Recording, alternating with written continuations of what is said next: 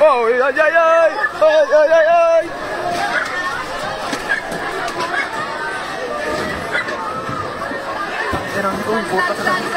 Isa niya pala nyo! Isa niyo sa air! Isa niyo na sa air! Isa niyo sa air! Isa niyo sa air!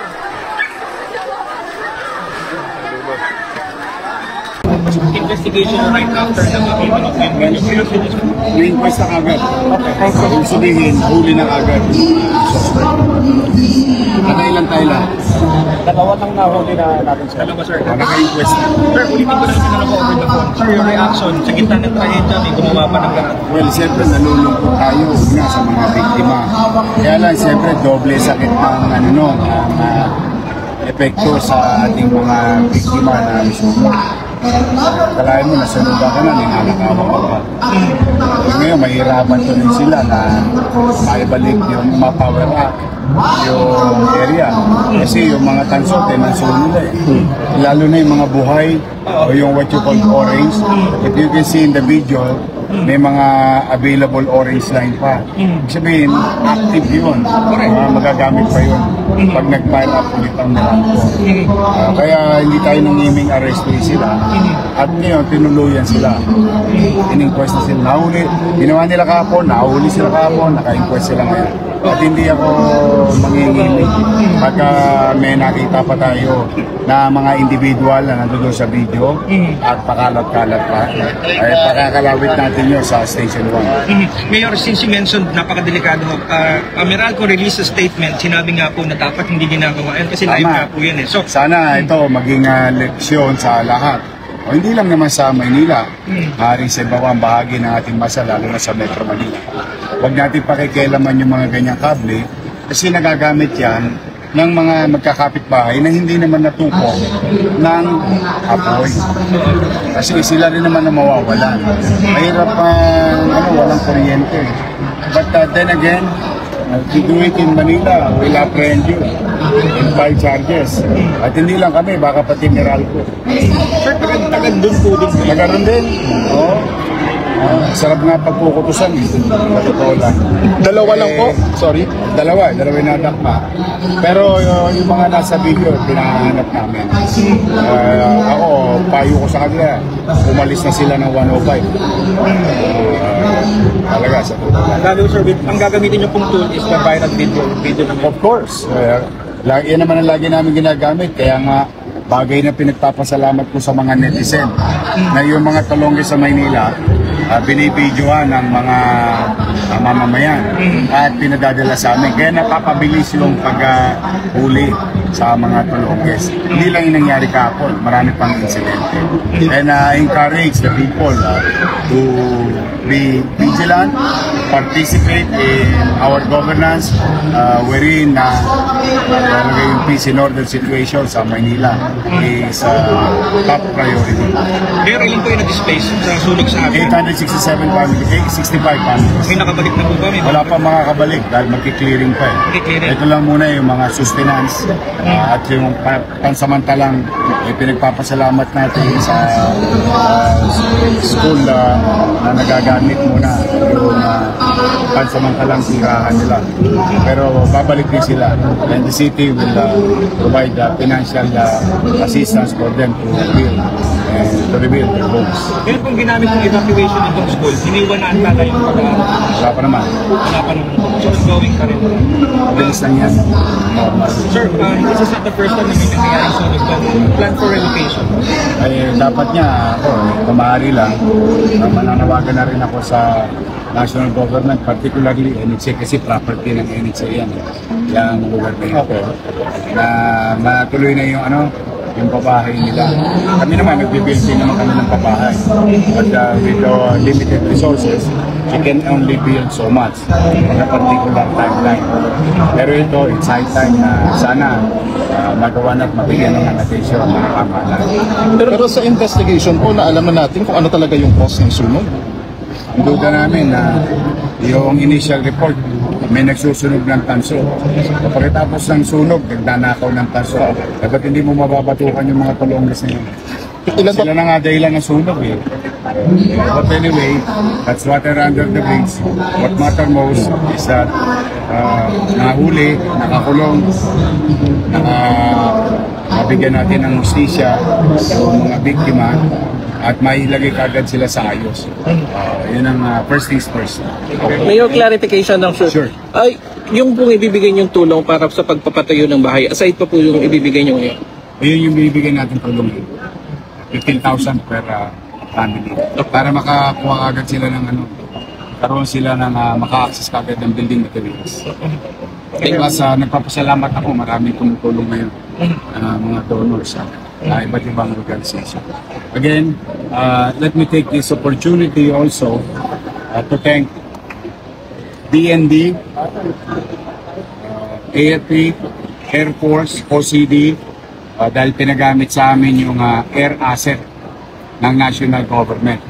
Kung wala yung Black Hawk, Chinook, and Huey, maraming salamat sa mga piloto. Thank you very much. Napakagaling. Ang normal na insidente dito pagka ganyan, inaabot ng 6 hours, 8 hours yung sunod.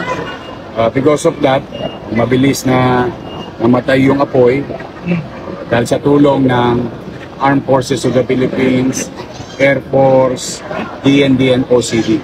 Thank you very much sa kanila. Particularly sa mga piloto. Thank you. Sir, i-break ko na rin protocol. Arborin mo muna si Okay. Thank you, sir. Arborin mo na si Colonel, sir.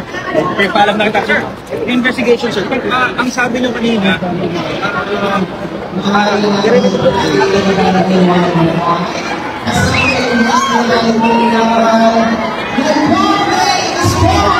Magbibigay sila ng toilet. Toilet kit.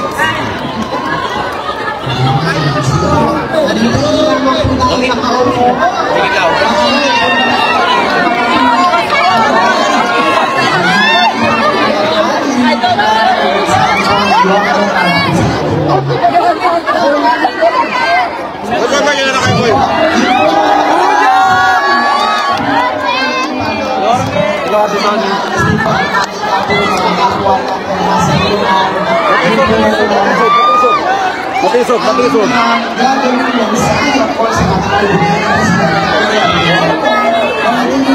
Matisod ha, matisod. Ate, matisod ka.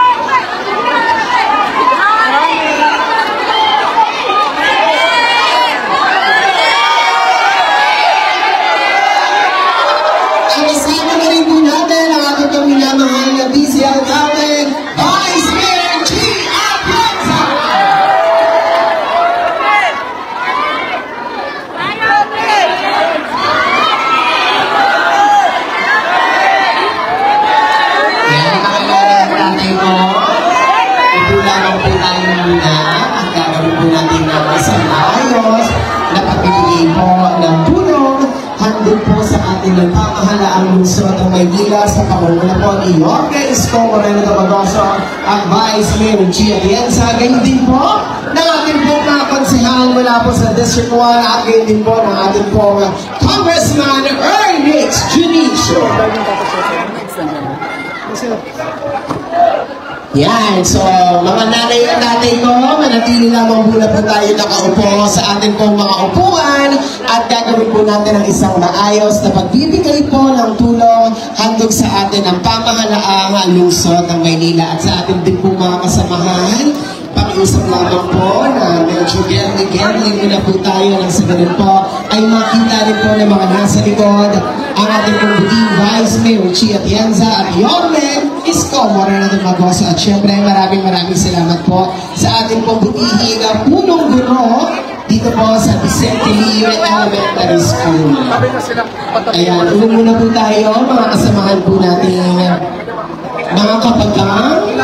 Carry muna po tayo. Medyo pagkakayanin po, medyo upo lang po tayo para po na makita rin po nila ang mga nangyayari po sa harapan. At syempre, tawagin din po natin upang bumate, Councilor Colonel June Ibay! Sa mga kapitbahay namin at salamat po tayo kahit paano nandiyan ang ama natin dito sa Luzon ng Maynila. May gusto mo kayo at laging hindi tayo pinababayaan pag may mga ganitong sakuna. Siyempre kasama din natin ang ating Vice Mayor Chia Atienza. Sa totoo lang po, galing pa po kami sa session at kaya po nagsitakbo pa kami dito. Kasama din namin ang 10 ng team action ng District 1. Konsehal Taga, Konsehal Kuya Ian Rosay. Mamaya-maya po, pakating na din si Dr. Alfonso. Nandiyan din ang chairman natin. So, muli, kami po dito sa pangunguna ng ama ng Maynila, Mayor Sumoreno. Talagang hindi naman po talaga kayo pinababayaan. Nakita nyo, talagang action man siya, nandun agad. Kaya po, tuloy lang po sana ang buhay. So, kami po dito ay nakikiramay mula sa pamunuan ng Luzon ng Maynila sa pamumunan ni Miss Sumoreno. God bless po. Maraming salamat po, Councilor Colonel Junie Ibay, at sa mga pagkakataon po ito upang bumati po din sa atin. Palakpakan po natin ang ating minamahal na Vice Alcalde, Vice Mayor G. Atienza. Pwede po ba lumulong tayo? Kasi gusto ko rin kayo makita dito eh. Hindi po namin kayo makita. Magandang hapon sa inyo. Alam ko, hindi magandang pakiramdam ngayong araw. Nakita namin kung anong pinagdaanan nyo kahapon. Dahil habang kayo po ay nasusunugan, si Yorme nandun sa footbridge. Ako naman po umiikot dito para siguraduhin na maayos yung evacuation sites nyo kasama si J. De La Fuente. Hindi ko man masasabi na maging okay kayo dahil alam ko hindi kayo okay. Pero naniniwala po ako na hinahayaan ng Panginoon ang mga ganitong pagsubok para tingnan kung kahit na masakit, kung kayo ba ay magpapasalamat pa rin. Kaya kahit na gusto nyo umiyak at magalit, magpasalamat pa rin kayo na kahit pa paano, buhay kayo at nandito kayong ngayon.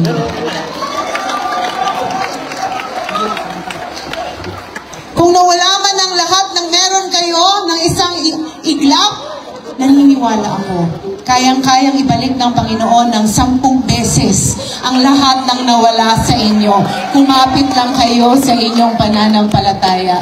At kung meron ng isang bagay na maganda tayong nakita sa pangyayaring ito, makikita nyo na buhay ang gobyerno sa Maynila. At nandito ang buong gobyerno para siguraduhin na maramdaman nyo na hindi kayo nag-iisa. Kaya pasalamatan natin ang ating napakagaling na alkalde na si Yorme Isko Moreno Dumagoso na mabilis na tumulong at gumawa ng paraan para maapula ang sunog na nangyari kahapon. Nevertheless, nandito po kaming lahat, kasama po ng Manila Social Welfare Development na siya namang sasama sa inyo dito 24/7 para makasiguro na makakakain kayo at maaalagaan kayo. At marami tayong kaibigan na kahit paano tumutulong galing pa sa iba't ibang lungsod. Kaya lagi niyong tatandaan, pag naiiyak kayo sa madaling araw, magdasal kayo at magpasalamat kayo na buhay pa rin kayo. At mahal na mahal na mahal na mahal po namin kayong lahat. Kapit lang ha? Maraming salamat po, Vice Mayor Chi Atienza. At sa mga pagkakataon po ito, ibibigay ko naman sa inyo ang ating ama ng lungsod ng Maynila. Palakpakan po natin, Yorme Isko Moreno Dumagoso.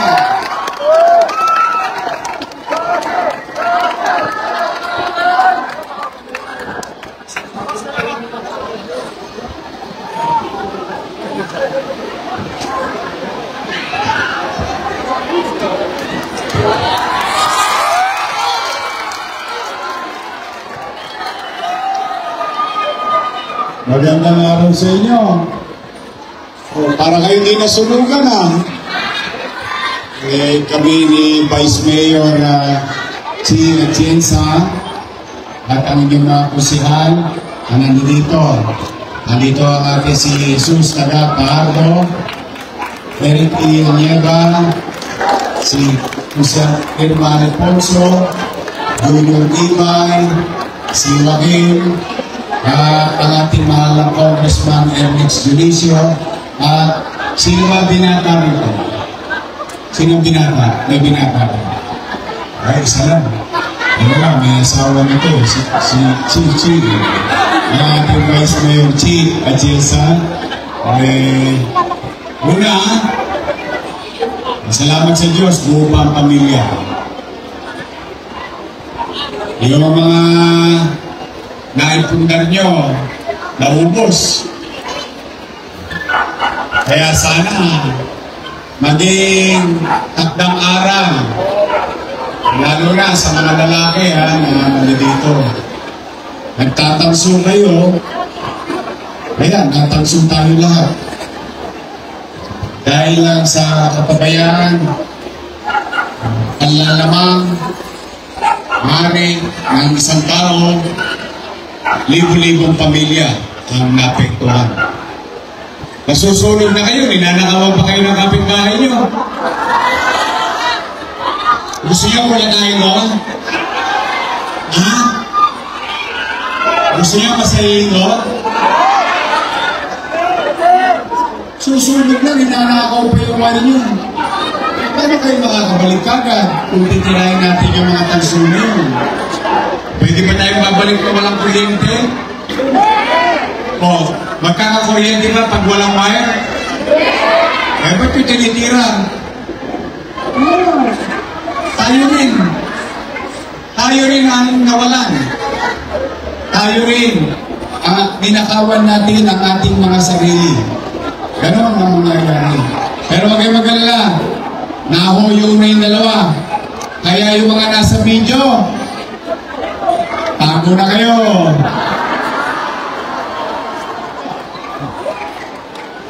Sige. Tingnan natin ito yung mga nanay, mga tatay.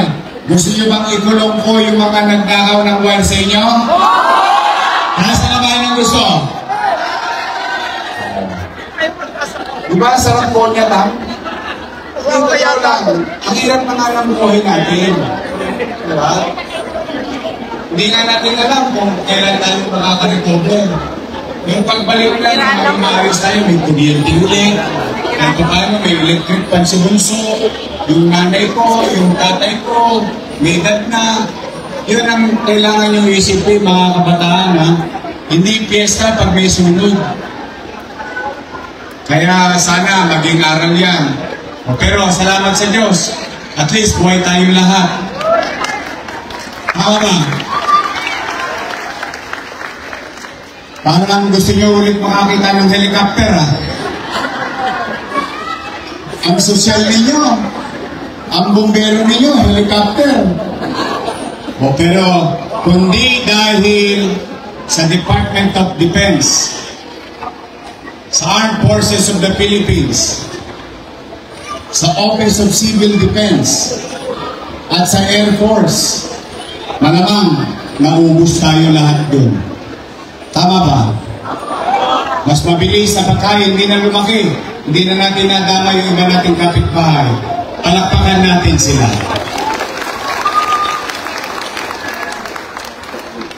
At maraming salamat sa Bureau of Fire, sa mga fire volunteers, sa mga medic na umaten.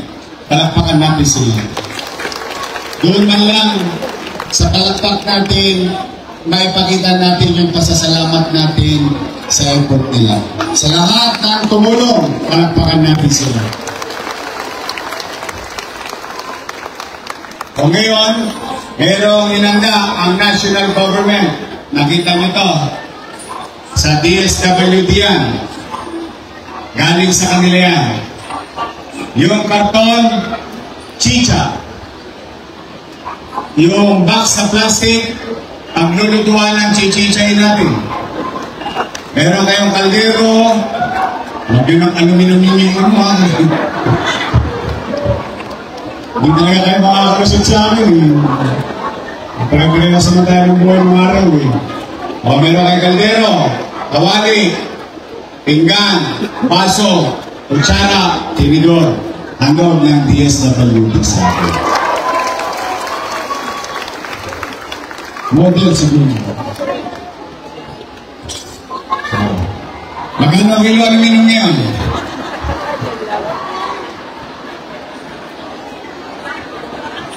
Ang lakas yung hilo ng tanso eh.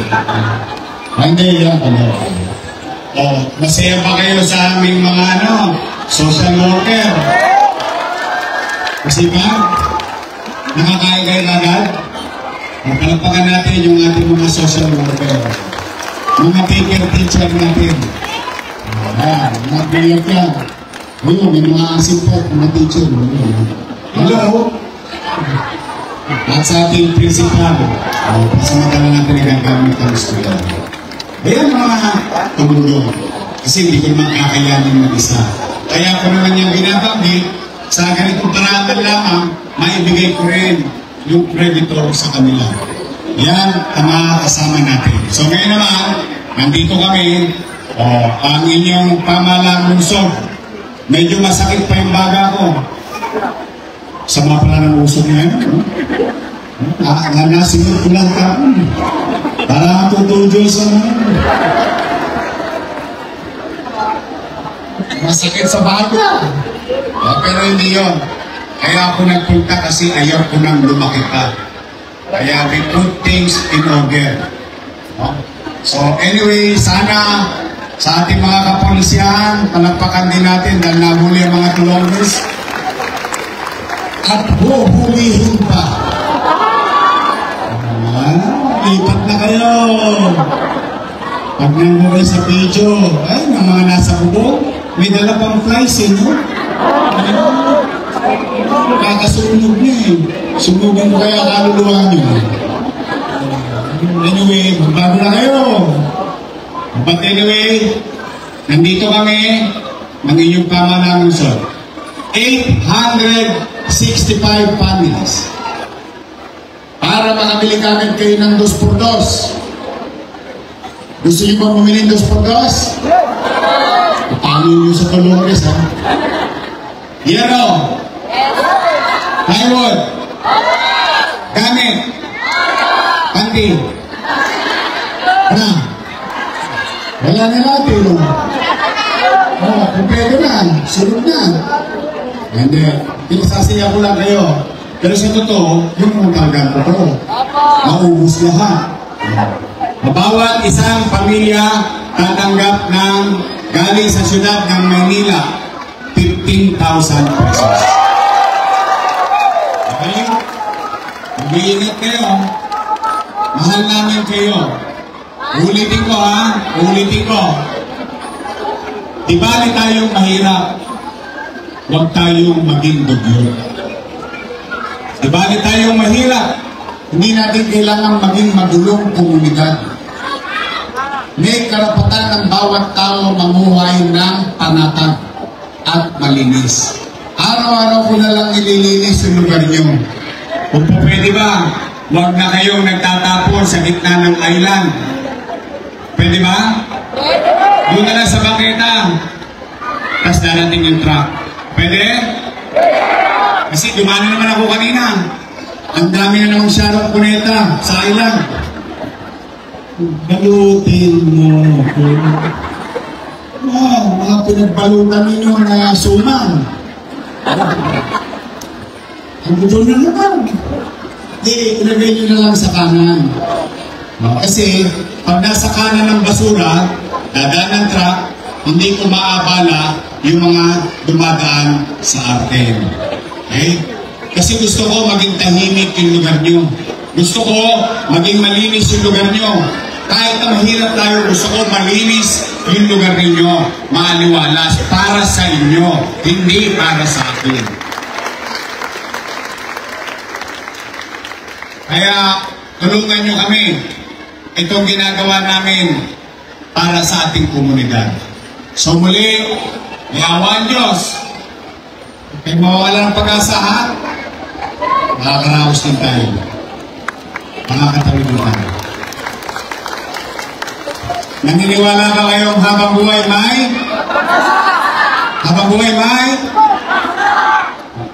Alam niyo sa tarik?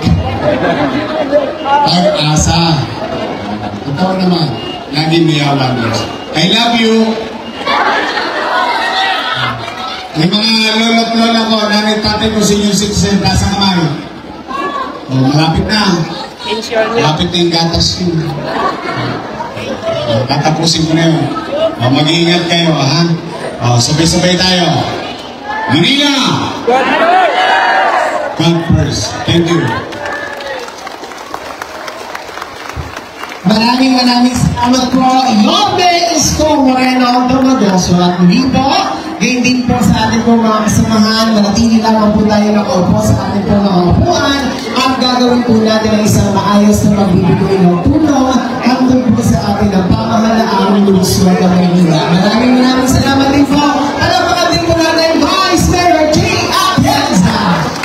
Ngayon din po ang ating po mga konsehal sa pangunguna po ni Konsehal Jesus Tagapahardo, Councilor Dr. Irma Alfonso, Councilor Colonel June Ibay, Councilor Ian Bensenyeva, and of course, Councilor Joaquin Domagoso. At ngayon din po ang ating po humihing Congressman Ernest Junicio.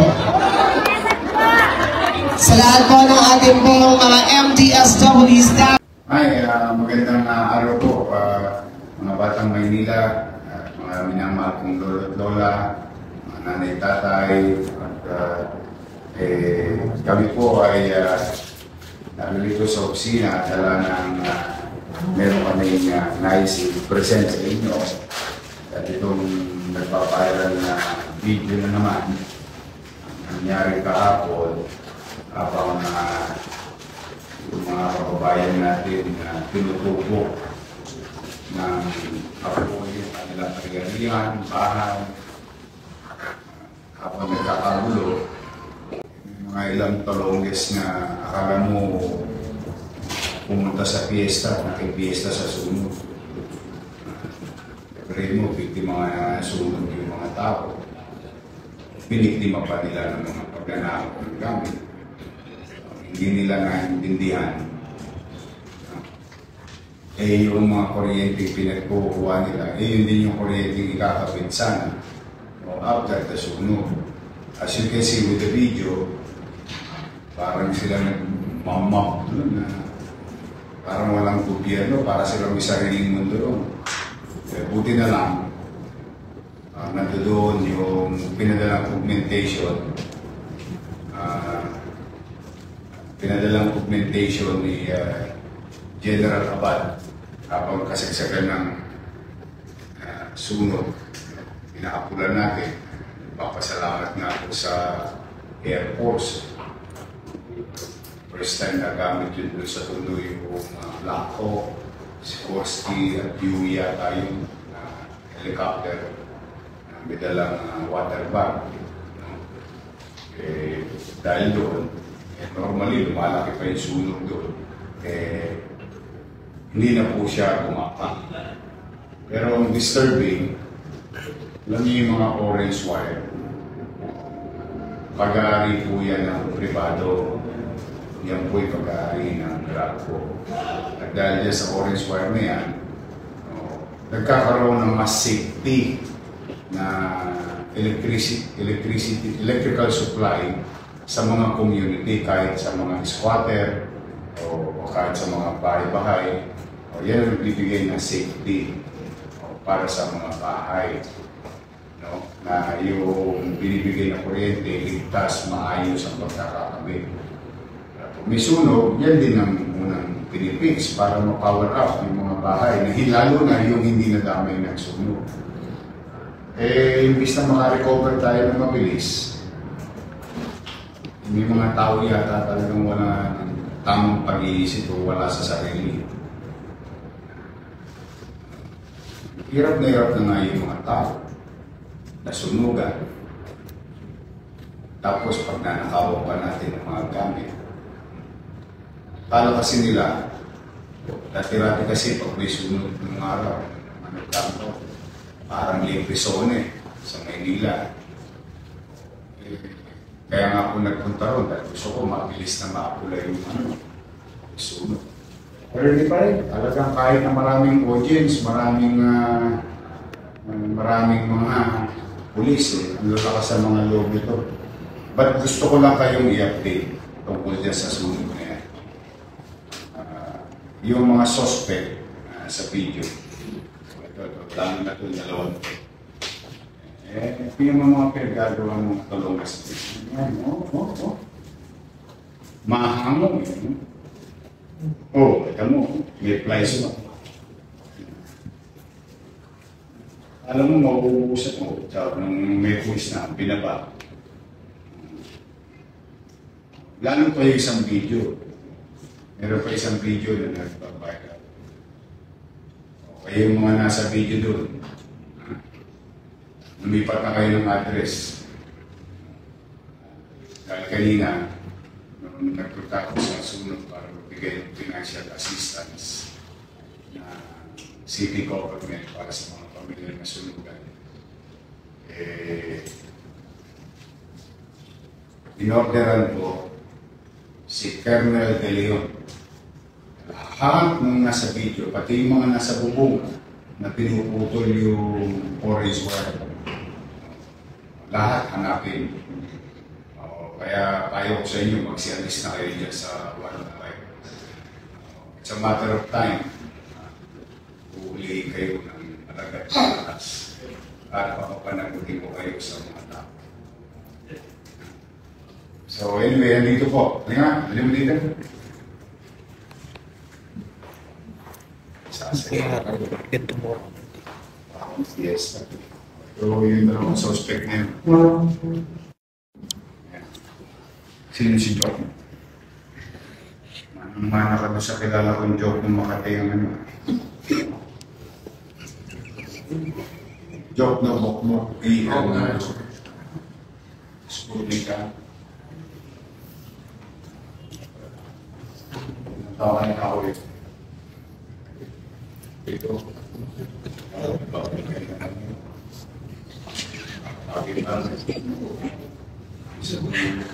Masakit dito, nasunugan ka ito. Nasunugan ka. Tama. Kasi building na hindi pa.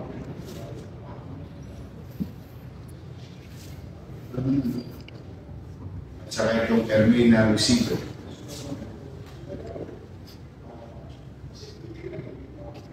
Ito po yung dalawang nasa video.